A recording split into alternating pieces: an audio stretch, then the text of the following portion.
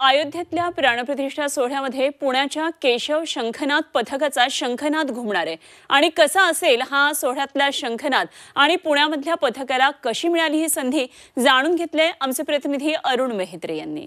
श्री रामचंद्र कृपालु भज मन हरण भव भय।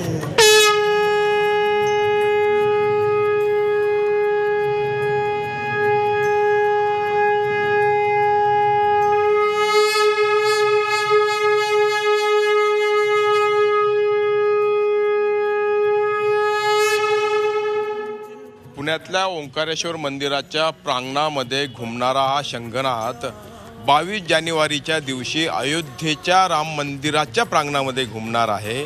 पुण्यातलं हे पथक त्यासाठी सज्ज झालंय। दैनंदिन सराव देखील सुरू आहे। केशव शंखनाद पथक एक सन्मान, एक मान, किंबहुना त्याहीपेक्षा एका मोठ्या कार्यामध्ये, मोठ्या समारंभामध्ये सहभागी होण्याचा आनंद। काय स्वरूपाची तयारी सुरू आहे आणि हे कसं सुरू झालं?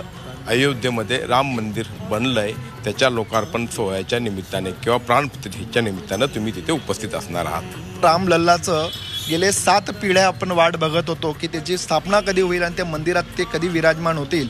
आमच्या 7 पिढ्यांना तो क्षण उपभोगता आला नाही किंवा दुर्दैव आमच्या ज्या 7 पिढ्यांचं असेल, पण आम्हाला तो मान मिळाला। आमचं ते वैभव आम्ही या जगाला दाखवतोय की भारतवर्षामध्ये कधी ना काय आमचं रामलल्ला परत विराजमान होणार आहेत आणि त्या क्षणाचे आम्ही साक्षीदार होणार आहेत। ह्या क्षणाचा साक्षीदार होण्याचं आमच्या पुढच्या 7 पिढ्या हे लक्षात ठेवणार आहे की आमचे कोणीतरी पूर्वज त्या कार्यक्रमाला गेले होते आणि त्यांनी शंखनाद केला होता।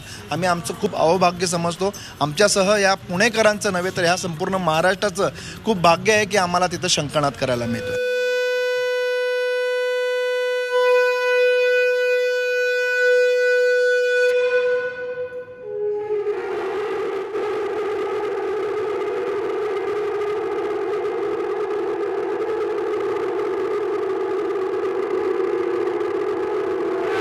आपल्याला केशव शंखनाद पथकाला श्रीराम जन्मभूमी न्यासाकडनं 23 आणि 24 या 2 दिवसात विशेष कार्यक्रमाला आपल्याला वादनाला बोलवलं आहे। 23 तारखेचा कार्यक्रम विशेष याच करता आहे की त्या दिवशी शरीवची आरती आहे आणि त्या महाआरतीचं वादनाचं कार्यक्रम आपल्याला दिला गेला आहे आणि 24 तारखेला सकाळी हनुमानगडीपासून आपल्या शंखवादनाची सुरुवात होणार आहे। रामाचं दर्शन घेण्यासाठी आधी हनुमानाचं दर्शन घ्यावं लागतं। पवनपुत्रांचं दर्शन घेतल्यानंतर आम्ही राम मंदिराकडे जाणार आहोत। राम मंदिराकडे प्रभू रामचंद्रांचं दर्शन घेऊन मग नंतर कनक महल असेल, रामचोहरा असेल, सुग्रीवद्वार असेल आणि अयोध्याचे विविध असे चौक आम्हाला आयोजकांनी दिलेत, कीर्तन्यासाने दिलेत की आमची तर इच्छा एवढी होती की राम मंदिरात आम्ही त्या प्रांगणात शंख वाजवावा। पण जेव्हा आम्ही आमचं सादरीकरण, आमचे सगळं व्हिडिओज त्यांना दाखवलेत किंवा पुढे चंपतरायजी पुण्यात आले तेव्हा आम्ही त्यांना आमचं सादरीकरण केलं, तर त्यांना आम्ही जेव्हा आमचं हे सगळं रूप दाखवलं किंवा आम्ही काय वेगळं करतोय हे सगळं दाखवल्यानंतर आयोजकांनी म्हणजे माननीय चंपतरायजींनी बस आप राम मंदिर में नाही तो पुरे अयोध्या में शंख बजाना आहे असं आम्हाला गौरवाने सांगितलं। आणि हा शंखनाद केवळ अयोध्येत नाही तर तो आता संबंध जगभर ऐकला जाणार आहे, अनुभवला जाणार आहे। जाता आता प्रेक्षकांसाठी तुमचं एक सामूहिक सादरीकरण।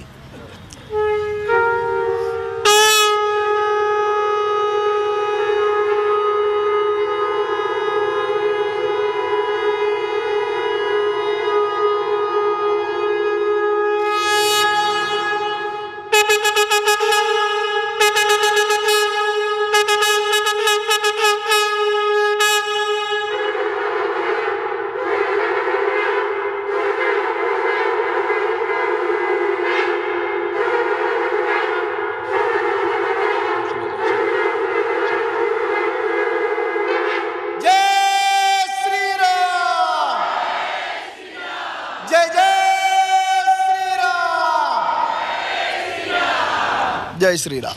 धन्यवाद। व्हिडिओ जर्नलिस्ट नितीन सांडमोरसह अरुण मेहत्रे, झी मीडिया, पुणे।